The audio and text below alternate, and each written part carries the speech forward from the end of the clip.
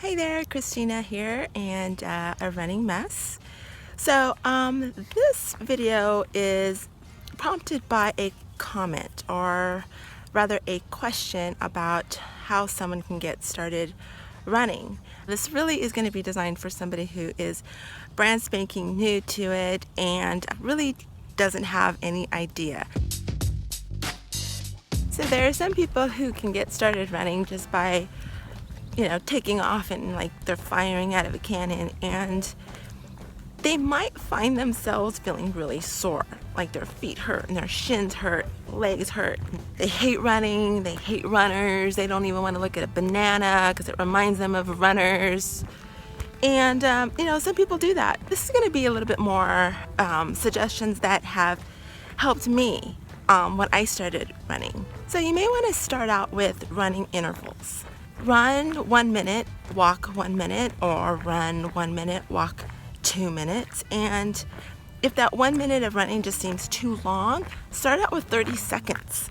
Something that is really helpful for doing the intervals is a watch. And I used to use a regular Timex watch that had interval capability, and I think I got it for like $40 at the time. Now who knows, but it's usually around $40. Just set it, and then whenever it beeps, you just do one or the other. You can also use your phone. I mean, it has a timer. Set it for a minute, and every time that little beep goes off, run or walk, and just keep going for 15-30 minutes. If you don't have either a watch or a phone and you're using a sundial to tell time, try Farlax. It's a Swedish term for speed play, and it's really designed for faster running interspersed with slower running. But for beginners, you can substitute that for walking. There really is no rhyme or reason to the speed play or the Farlax. You pick a landmark up in the distance and you decide you're going to run to it.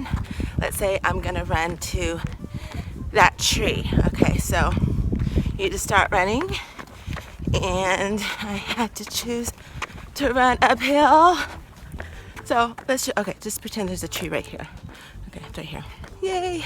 So now I'm going to decide I'm going to walk to that kid on a bike, and let's hope he doesn't take off, or else I'll be walking for a while. Pick something stationary, like a pole or a building or a door or something that's not going to be moving. This actually adds a little bit more fun to the run, and then you're not thinking about distance or really time.